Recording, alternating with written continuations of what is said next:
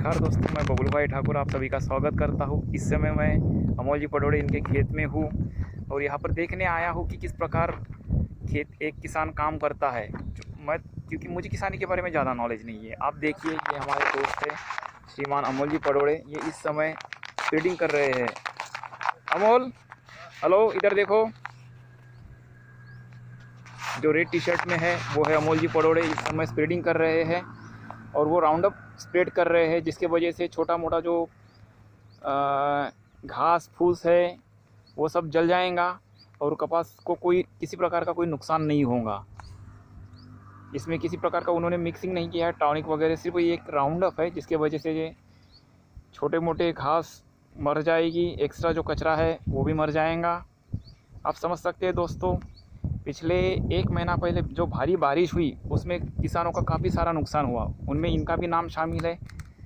इनका और काफ़ी सारे किसानों का, इनका ही नहीं, काफ़ी सारे किसानों का बहुत सारा नुकसान हुआ है। पिछले 1 महीना पहले जो बारिश हुई, बहुत तेज़ बारिश की वजह से और कंटिन्यू 24 घंटे के आसपास बारिश हुई, उसके वजह से बहुत सारे बांध टूट गए, इधर के तालाब फूट गए, बहुत सारा तालाब का जो रेत वगैरह थी वो खेती में घुसी। इनका भी आधे एकड़ से ज़्यादा खेत रेत में घुस गया था, जो जहाँ पर ये धान की पैदावार करते हैं। इस समय पर हम क्लियरली देख सकते हैं कितना 2 दिन पहले जो पानी आया वो पानी अभी भी नहीं सूखा है। शायद वो हवा स्प्रेडिंग का पावर कम ज़्यादा करने के बारे में बात कर रहे हैं अपने साथी से। ये तकरीबन आज सुबह 6 बजे से अभी तक स्प्रेडिंग कर रहे हैं, ना खाना ना पीना। आप समझ सकते हैं किसान के लिए ये कितनी बड़ी तकलीफ की बात है। ये किसान जो अभी तक इन्होंने कहा है कि ये 3 बजे तक इनको कंटिन्यू ये काम करना है। आप सोच सकते हैं दोस्तों, नहीं बच गया।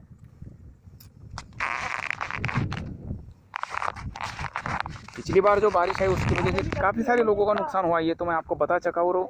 बताने से पहले आप खुद भी जानते हैं दोस्तों, हर जगह ये नुकसान हुआ है। आप देख सकते हैं, पहले यहाँ पर लोग सोयाबीन, हमारे यहाँ एरिया में सोयाबीन की ज़्यादा खेती होती थी, लेकिन भाव ना मिलने के वजह से, जंगली सूअर के वजह से और अन्य किसी प्राणियों के वजह से इन लोगों ने सोयाबीन की खेती अभी काफ़ी हद तक कम कर दी है। देखिए, अमोल जी अभी थक चुके हैं, इसलिए उनके साथी अभी कर रहे हैं। शायद अमोल जी अभी थोड़ा सा खाना खाना चाहेंगे। अभी उनको और 3 से 4 बजे तक काम करना है। इनके साथी अभी भी काम कर रहे हैं। देखिए, आप साफ तौर पर देख सकते हैं, राउंड अप का स्प्रेडिंग कर रहे हैं।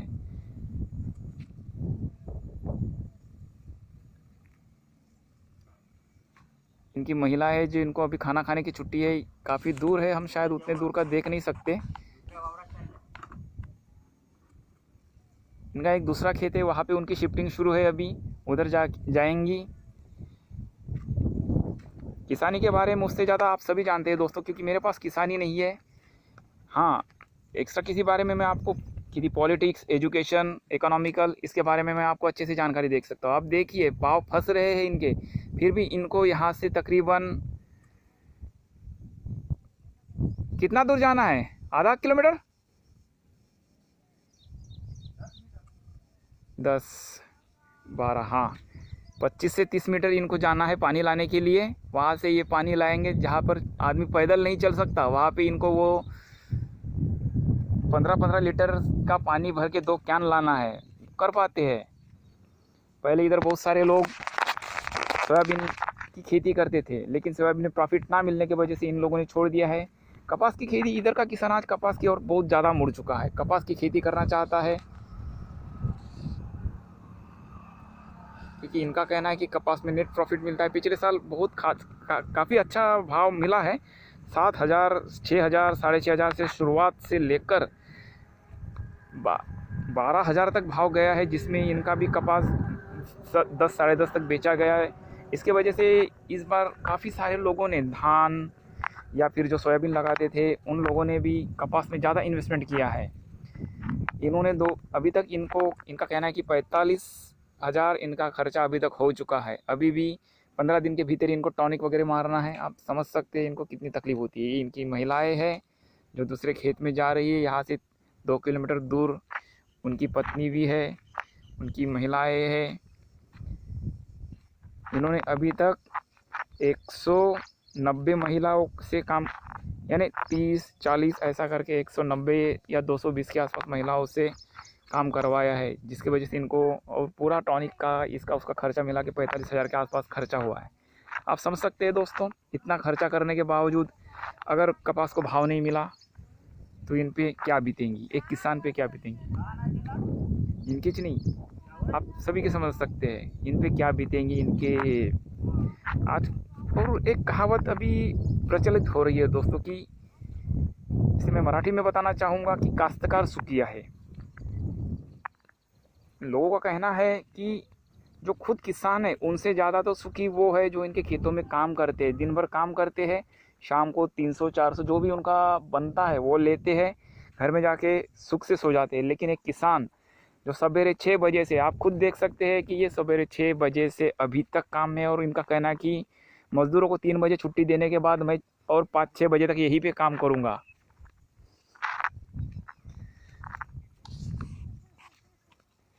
ये दोनों पति पत्नी यहाँ पर सवेरे से 6 बजे से है, बच्ची स्कूल गई है इनकी, ये इन्हीं की नहीं, एक किसान की बात ले लीजिए जिसके घर में ज़्यादा करने वाले नहीं होते, बच्चे स्कूल में जाते हैं, इनको पूरा काम करना पड़ता है। काफ़ी तेज़ धूप है दोस्तों आज, इतने तेज़ धूप में काम करना हमारे जैसों की बस की तो बात है ही नहीं दोस्तों। इसीलिए किसानों का सम्मान करो। शास्त्री जी ने कहा था जय जवान जय किसान, उन्होंने कुछ यूँ ही नहीं कहा था। आप जानते हैं एक किसान जो देश चलाता है, लेकिन आज उसी के माल को भाव नहीं मिल पाता, किसान ने आत्महत्या कर रहे हैं। वो तो हमारा सब्जेक्ट नहीं है दोस्तों, क्योंकि ये इस पे के पीछे अगर मैं ये स्टेटमेंट देता हूँ तो इसके पीछे राजनीति छिड़ जाएंगी, और मैं किसी कंट्रोवर्सी या राजनीति में नहीं पढ़ना चाहता। मैं एक साधारण आदमी हूँ जो चाहता हूँ कि लोगों के सामने किसी भी प्रकार की कोई सत्यता लाते जाऊँ।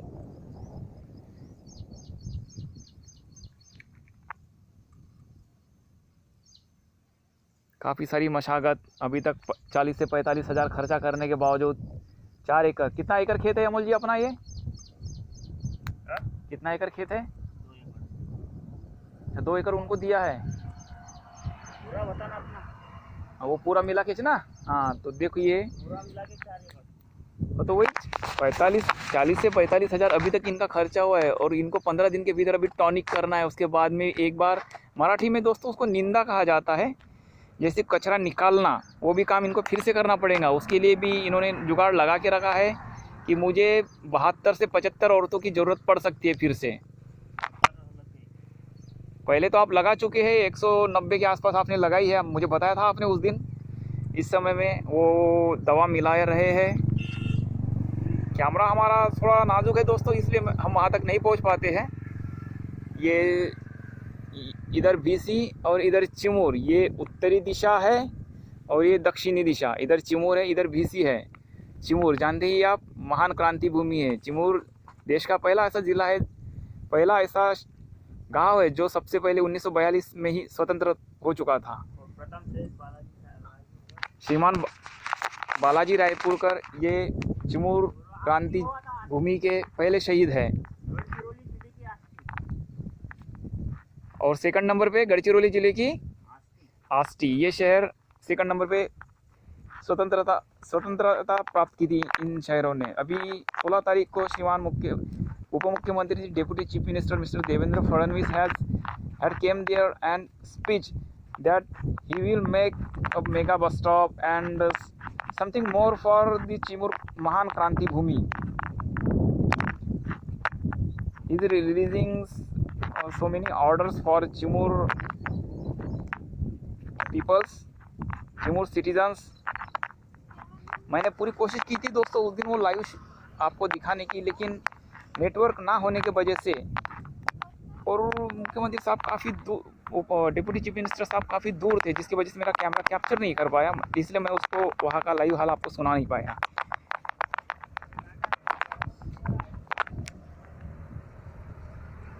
ये चिमूर बस है जो चिमूर से आ रही, शायद नागपुर जा रही है। पहले काफ़ी दिक्कत थी दोस्तों, ये रास्ता बनने का था उस समय काफ़ी दिक्कत होती थी, लोगों को परेशानियों का सामना करना पड़ता था। अभी ये रास्ता ऐसा है कि हर आधे घंटे में आप नागपुर जा सकते हैं, चिमूर जा सकते हैं, उमरेड जा सकते हैं, बिल्कुल कहीं नहीं अड़ते।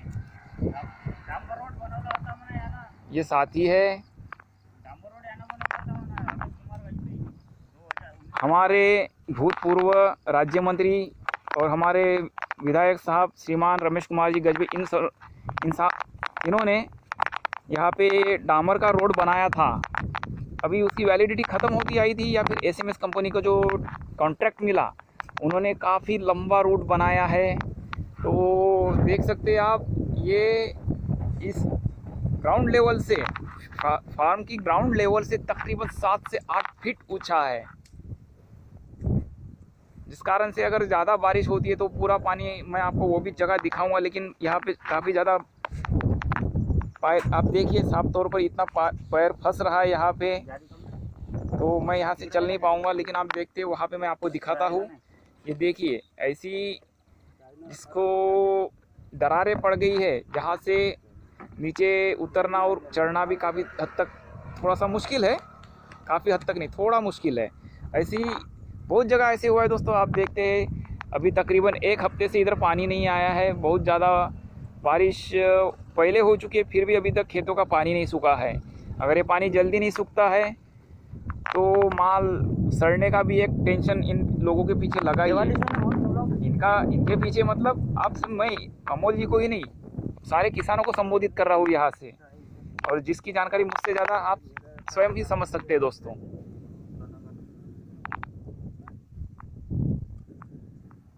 जेवण झालं का भाऊ तुमचं? अभी इन्होंने थोड़ा खाना खाया है, फिर भी इनको मटन खाइए 4-5 बजे तक और काम करना है। मटन खाइए आप सोचिए, एक किसान इतना काम करता है दिन भर, फिर भी उसको क्या मिलेगा? 300-400 बस। ये मैं किसी व्यवस्था पर सवाल नहीं उठा रहा हूँ, मैं तो बस अपना एक बता रहा हूँ जानकारी कि एक किसान दिन भर धूप में काम करने के बावजूद 200-300-400 रुपये कमाता है, घर में जाता है, सो जाता है। एक किसान नहीं, एक मजदूर की बात चल रही है दोस्तों यहाँ पर। और किसान का जहाँ तक सवाल है, जब ये माल बिकेगा उसके बाद उसको भाव मिलना चाहिए। अगर पैसा मिलता है तो ठीक है। और किसानी एक ऐसा है जिसको सादी और सरल भाषा में मैं आपको मराठी में समझाता हूँ, ये हमारे भाई साहब बताएंगे। हो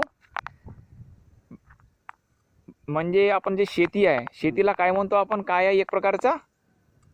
शेती व्यवसाय शेती एक प्रकारचा जुवा आहे म्हणतात ना लोक, होळ आहे एक प्रकारची। आले तर येतील, नाही तर जातील, पर गारंटी कोई गारंटी नहीं है कि इन्होंने 1 लाख खर्चा किया है तो उसका 1,05,000 मिलेगा। इसका कोई तो भी गारंटी है? काहीतरी आहे शक्यता? 1 लाख के 80,000 भी हो सकते हैं दोस्तों, 20,000 भी हो सकते हैं, या फिर 2 लाख भी हो सकते हैं। ये इनके हाथ में नहीं है, ये सब ऊपर वाले के हाथ में है। ये जो प्रकृति है, ये सब प्रकृति के हाथ में है। आप देखिए इनके पैर फंस रहे हैं। खाना अभी तो मुझे तो लगता है इन्होंने खाना खाया वो तो हजम होते आया होगा। अभी इन्होंने तकरीबन वो 15-20-25 मीटर से पानी लाया है, पैर फंस रहे हैं फिर भी काम कर रहे हैं। और ये इस एरिया के सभी मजदूरों की है, और आपके एरिया में भी जो मजदूर है वहाँ पे भी यही काम हो रहा होगा, इस बात का तो हमें पता ही है।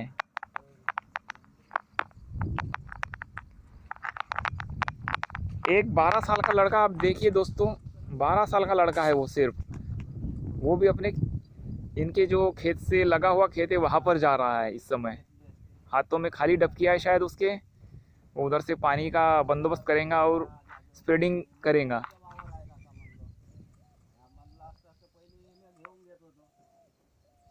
छोटे छोटे बच्चों को किसान का बेटा किसानी बनेगा, ये सोच अभी हमें बदलनी होंगी दोस्तों। डॉक्टर का डॉक्टर बनता है, वकील का वकील बनता है, टीचर का टीचर। हाँ, जहाँ तक पुलिस वालों का सवाल है दोस्तों, ये काफ़ी मुश्किल है कि पुलिस वाले का लड़का पुलिस ही बनेगा। और ये सत्य है, आपने कहीं देखा ही नहीं होगा मेरे हिसाब से भी कि पुलिस वाले का लड़का पुलिस ही बनता है। किसान को किसान ही बनना पड़ता है, क्या करे। जो कुछ है सरकार जब भाव देंगी उसी पर निर्भर है। प्रकृति साथ दे, सरकार साथ दे, माल को सही रेट मिल जाए तो ही बाकी बातें होती है दोस्तों। ठीक है दोस्तों, मैं बबलू ठाकुर आपसे अभी विदा लेता हूँ। आपको मेरा ये वीडियो कैसा लगा कमेंट सेक्शन में ज़रूर बताइएगा। अगर आपके पास कुछ सुझाव है या मैं आपका कोई काम कर सकता हूँ उसके लिए भी मुझे ज़रूर याद कीजिएगा। मेरा मोबाइल नंबर तो आप जानते ही है। कोशिश कीजिएगा आप तक आपकी कोई भी बात है जो कहीं पहुँच नहीं पा रही उसके लिए मैं पूरी कोशिश करूँगा दोस्तों। जय भारत, जय हिंद।